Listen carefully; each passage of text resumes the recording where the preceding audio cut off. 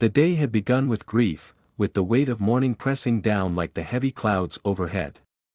Arlington National Cemetery was the resting place of the nation's bravest, and today, it was meant to honor Colonel Benjamin Strauss, a soldier who had given his life in service. Rows of military personnel stood in formation, their uniforms crisp, their postures stiff with discipline. Civilians dabbed at their eyes, already drained from days of sorrow.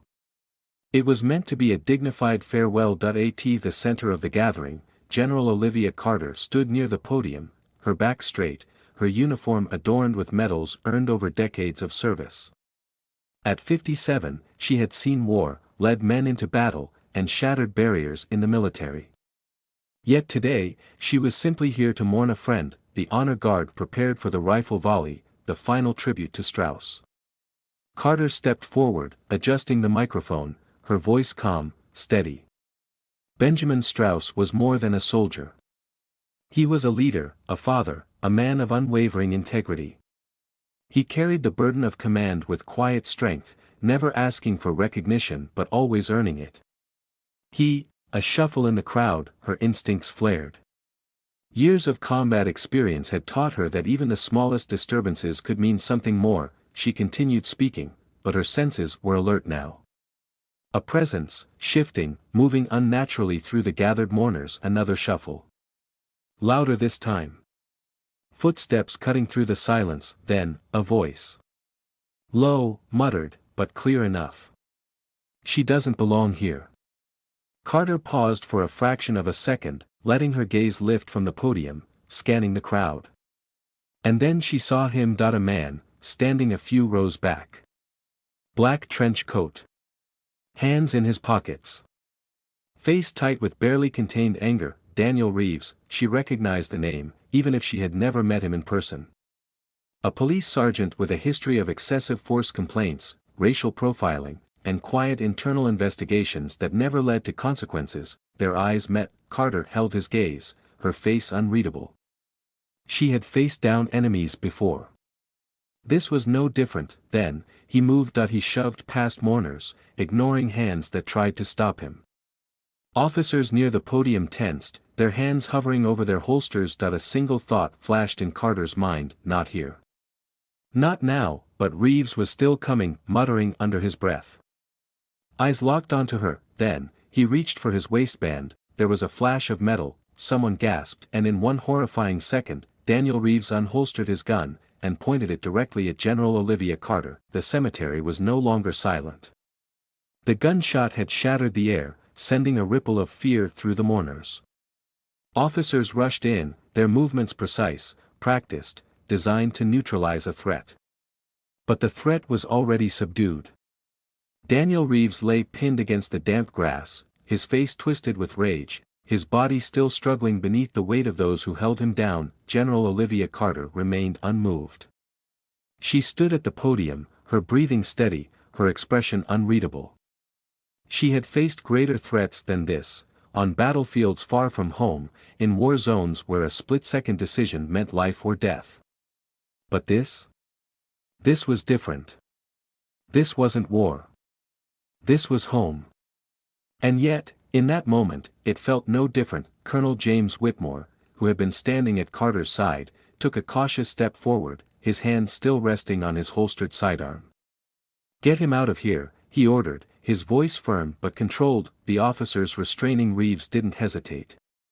With practiced efficiency, they hauled him up, gripping his arms tightly as they dragged him toward the nearest squad car. Reeves thrashed, his voice hoarse with fury. "This isn't over. Do you hear me?" His eyes locked onto Carter, wild and unhinged. "You don't belong here. None of you do." Carter didn't flinch. She didn't acknowledge his words. She simply watched as he was thrown into the back seat of the police cruiser, his shouts muffled as the door slammed shut. The officers exchanged brief nods before securing the perimeter, scanning the crowd for any lingering danger. But the threat was gone. Silence settled over the cemetery once more, heavy and unnatural. The gathered mourners, civilians and military personnel alike, began to rise slowly from where they had instinctively crouched behind tombstones and benches. Mothers clutched their children. Young cadets stood frozen in disbelief. A man in uniform wiped a trembling hand across his face. The reality of what had just happened settled over them like a suffocating weight. Carter exhaled slowly. There was still a funeral to finish. Colonel Benjamin Strauss still deserved his honor. Without a word, she turned back to the podium.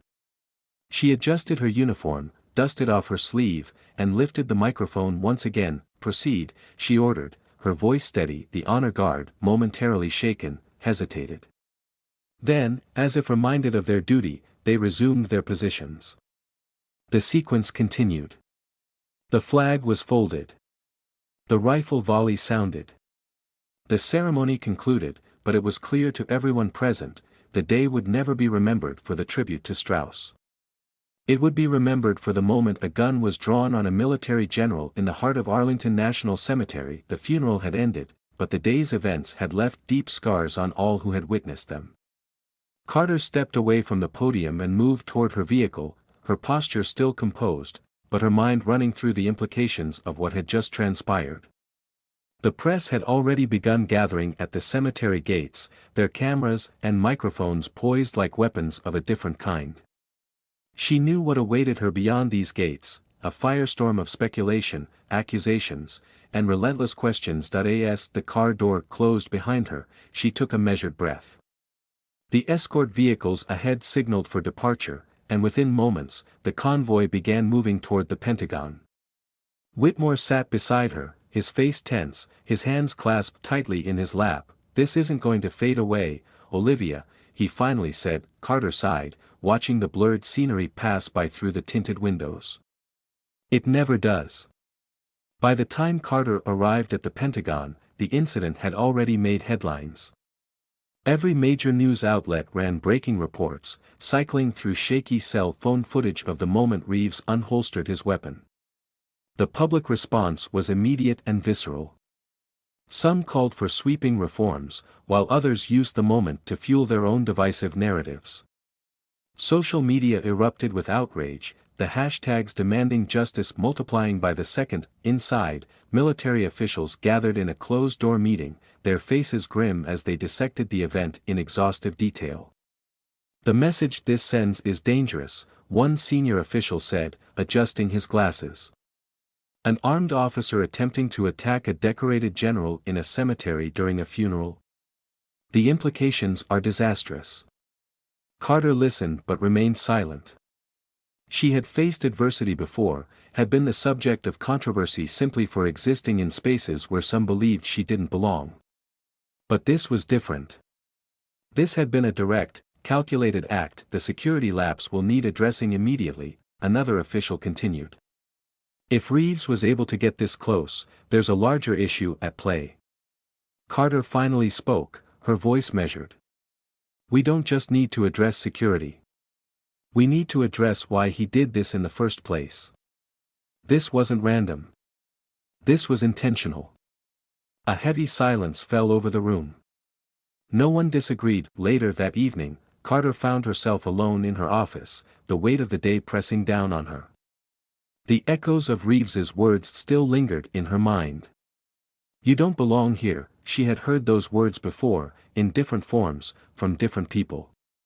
She had fought against them her entire career, proving her place through relentless dedication and unshakable resolve. But today had been something else. Today had been an attempt to erase her. A knock at the door broke her thoughts. Whitmore stepped inside, carrying 2 cups of coffee. "Figured you could use this," he said, placing one on her desk. Carter gave him a small nod. "Thank you." He hesitated before speaking again. "You know, Olivia, today wasn't just about you. It was about everything you stand for. And that scares people like Reeves." She exhaled slowly, staring at the cup in front of her. "I know. But that doesn't mean they win," he added firmly. "Not today. Not ever." Carter looked up at him, a flicker of something unreadable in her eyes. "No. It doesn't." And with that, she picked up her coffee, took a slow sip, and turned her gaze back to the future. Because there was still work to be done, the aftermath of the cemetery incident did not fade into the background as some might have hoped. Instead, it grew, spreading like wildfire across the country. The footage of Daniel Reeves drawing his weapon on General Olivia Carter was everywhere, played on television screens, dissected in online forums, and argued over in living rooms and public spaces alike. Everyone had an opinion, and no one was willing to let it go. Protests erupted in multiple cities. People marched with signs that read, "Justice for Carter, no more Reeves," and "Power should protect, not destroy." The public was outraged, not just at Reeves, but at the entire system that had allowed someone like him to wear a badge despite a long history of misconduct. Law enforcement agencies struggled to contain the backlash. Police departments issued statements distancing themselves from Reeves, but the damage was done. The footage of him being tackled and dragged away was proof that he had crossed a line that couldn't be ignored, but not everyone saw it that way. On certain news outlets and online spaces, conspiracy theories began forming. Some framed Reeves as a patriot, claiming he had only acted out of concern for the country. Others attempted to justify his actions, arguing that Carter's rank, gender, and race made her a controversial figure in the military. It was the same rhetoric Carter had heard her entire career, but this time, it was louder, angrier, and more dangerous. Threats started pouring in. General Olivia Carter had expected backlash. What she had not expected was the relentless harassment that followed. Her email inbox was flooded with threats, some veiled, others outright explicit. Her home address leaked online, forcing her to relocate to a secure military facility. Security was tightened. The Pentagon assigned a team of military police to monitor her movements. Any public appearances were heavily guarded, with snipers positioned on rooftops and plainclothes officers blending into the crowd. Whitmore, always level-headed, had taken it upon himself to be her unofficial protector. "You need to speak out," he told her one evening. "If you don't take control of this narrative, someone else will." Carter exhaled, staring out the reinforced windows of her temporary housing. She had spent decades in war zones, yet for the first time in a long time, she felt like she was fighting a battle she couldn't see. "I don't owe anyone an explanation," she said finally. "I did my job. I survived. That should be enough."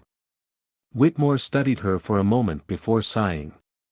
"The world doesn't work that way. You know that." Days turned into weeks, and the situation only escalated. Military leadership grew concerned. They worried that Carter's silence was allowing the wrong voices to dominate the conversation. Pressure mounted. She was called into a private meeting with the Secretary of Defense, along with a handful of high-ranking officials. The message was clear: the country is watching, General Carter. You have a duty to lead, not just on the battlefield, but here, in the public eye. She understood the implications. They weren't just asking her to speak, they were telling her to become the face of something bigger. Carter didn't like politics. She had always been a soldier first. But she also knew that silence was no longer an option. The press conference was held at Fort Jackson, one of the most prominent military bases in the country. Reporters filled the room, cameras flashing as Carter stepped up to the podium. She looked out at the sea of faces, some waiting for her to condemn the attack, others hoping she would say nothing at all. She gripped the sides of the podium, inhaled, and began. "A few weeks ago, I stood in Arlington Cemetery to honor a fallen soldier, a man who gave his life for this country. Instead, I found myself at the end of a gun, held by someone who was supposed to protect, not harm." She let her words settle before continuing. "The actions of one man do not define an entire institution. I have served with officers of the law who uphold the highest standards of integrity. But let's be clear, this is not an isolated incident. This is a symptom of a larger problem." Murmurs rippled through the room. The cameras zoomed in. Accountability is not an attack on authority. It is the foundation of trust. And trust is what allows us to wear this uniform with honor. For the first time since the attack, Carter felt a shift. She was no longer just reacting. She was leading. The press conference went viral within hours. Her speech was praised, dissected, analyzed from every angle. But most importantly, it forced the conversation forward. Carter knew that one speech wouldn't change everything. But it was a start. Her life had been permanently altered. She had once moved through the world with quiet determination, focusing only on her job. Now, she had become a symbol of something greater. It was uncomfortable. It was frustrating. But she also knew it was necessary. Later that night, as she sat alone in her quarters, she thought about Reeves. About the look in his eyes that day. The belief that he had the right to decide who belonged and who didn't. She would never let that happen again, not to her. Not to anyone else. There was still work to do. And General Olivia Carter was ready. The press conference had changed the narrative, but it had not ended the war. General Olivia Carter knew that a single speech could not erase decades of ingrained bias, nor could it undo the damage of the past few weeks. But it had done something else. It had put her at the center of a conversation she had never wanted to lead. And now, there was no turning back. The days that followed were a whirlwind of meetings, strategy sessions, and security briefings. She was no longer just a military officer, she had become a symbol, and that meant she was a target. The threats had not stopped. If anything, they had become more insidious. There were coded messages, whispers in dark corners of the internet, and people who saw her as an enemy rather than a leader. Her security detail had doubled. Every move was planned, every route pre-approved, every interaction analyzed for potential danger. For the first time in her career, she felt trapped, not by her responsibilities, but by the very nation she had sworn to protect. Late one evening, as she sat in her temporary quarters at the base, a knock at the door pulled her from her thoughts. Whitmore entered, his face unreadable. He held a folder in his hand, one of the many that seemed to be piling up on her desk these days. "There's something you need to see," he said, placing it in front of her. She opened it, scanning the first few lines. Then she froze. The document contained an intelligence briefing. It wasn't just another security assessment, it was a list of names. Names of individuals who had been part of online groups, discussing her, plotting against her, trying to find ways to finish what Reeves had started. Among the names, one stood out, Daniel Reeves' younger brother. She set the folder down carefully, exhaling slowly. "Tell me everything." The report detailed how Reeves' brother, Jonathan Reeves, had been quietly organizing. Unlike his older sibling, he had never worn a badge or served in the military, but he had always lived in Daniel's shadow. He had been vocal about his brother's arrest, painting him as a martyr and fueling conspiracy theories online. "He's not just talking," Whitmore said. "He's gathering support. And some of these people, they're dangerous." Carter closed the file. It wasn't just about her anymore. "What are our options?" she asked, her voice calm, controlled. Whitmore hesitated. "We're monitoring him, but," she looked up. "But? He's careful. He knows how to stay just within the limits of the law. If we make a move too soon, it'll look like retaliation. If we wait too long," he didn't finish the sentence. "He didn't have to." Carter leaned back in her chair. Another battle, another enemy in the shadows, and this time, the battlefield was her own country. In the following days, she met with intelligence officials, legal advisors, and military strategists. The challenge was clear: they needed to shut down the growing extremist support before it escalated, but they had to do it legally. The best course of action? A counter-movement. Carter had no interest in playing politics, but she could not afford to stay silent any longer. A plan was set in motion. Public engagement, grassroots support, and partnerships with other high-ranking military figures who shared her concerns. She would not just defend herself, she would change the narrative. She didn't want to be a leader in this fight, but she had become one anyway. The situation came to a head 3 weeks later. A gathering of extremist supporters had been flagged by intelligence services. It was small, but their rhetoric had grown increasingly dangerous. Jonathan Reeves was at the center of it. Surveillance confirmed what they had feared: they weren't just talking anymore. They were planning that it was time to act. A federal task force moved in swiftly, making arrests, gathering evidence. By morning, Jonathan Reeves and several key figures were in custody. The news broke instantly. Some called it justice, others overreach. But the message was clear: violence would not be tolerated. As Carter watched the coverage from her office, she felt something shift. This wasn't the end, but it was a start. The arrest sent ripples across the country. The voices that had once called for her downfall were now forced to acknowledge that this was not a fight she had chosen, but it was one she would finish. For Carter, there was no victory in what had happened. Only the realization that her battle would never be over. There would always be another threat. Another challenge. Another moment where she would have to decide whether to fight or step aside, and she had made her choice. She wasn't going anywhere. The arrests of Jonathan Reeves and his followers had sent a message, but it had also poured gasoline on a fire that refused to die out. The country was divided. For some, it was a victory, a sign that justice had been served, that extremism would not be tolerated. But for others, it was a rallying cry. The same corners of the internet that had defended Daniel Reeves now decried his brother's arrest as proof of a government overreach, a military dictatorship, a war on American values, and at the center of it all was General Olivia Carter. She had never sought this fight. But it had found her, and now she had no choice but to see it through. Carter's name was no longer just in military briefings and classified reports. It was on every television screen, every news site, every political debate. Some hailed her as a symbol of progress, of unwavering leadership. Others painted her as a threat, a power-hungry officer who had overstepped her authority. Death threats had become routine. Her security was now the tightest it had ever been. Armed escorts followed her everywhere, every public appearance was meticulously planned, and even her military colleagues began to question whether her continued presence was worth the risk. "You can't lead if you're constantly looking over your shoulder," one senior official told her in a closed-door meeting. "We need to consider options." You need to consider options. She knew what they were suggesting. Step down. Retire early. Let the storm pass. But Carter had never walked away from a battle. And she wasn't about to start now. One night, a message arrived. Untraceable. Encrypted. Direct that we need to talk. Somewhere safe. No cameras.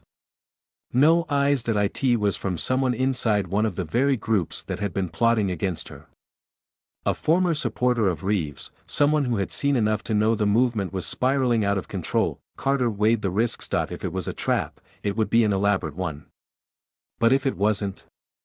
It could be the break they needed. Against the protests of her security team, she agreed to the meeting.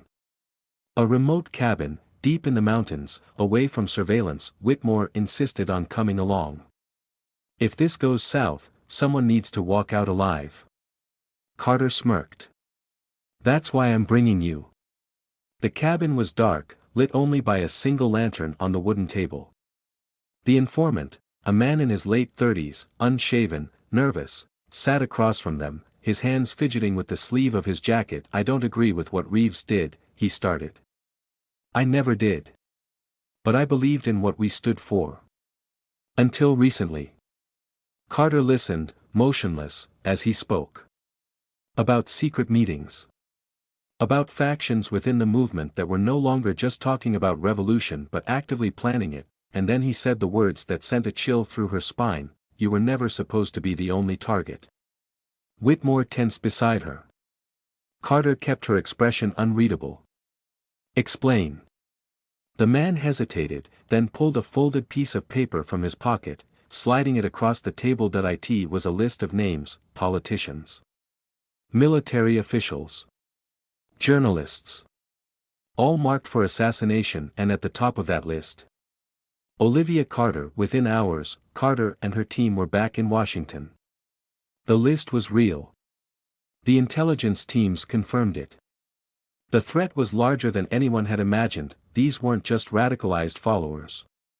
This was a coordinated effort, an underground network with resources, weapons, and a mission, and they were moving fast. The first attack came 3 days later. A sitting senator, shot in broad daylight outside his office. Then another.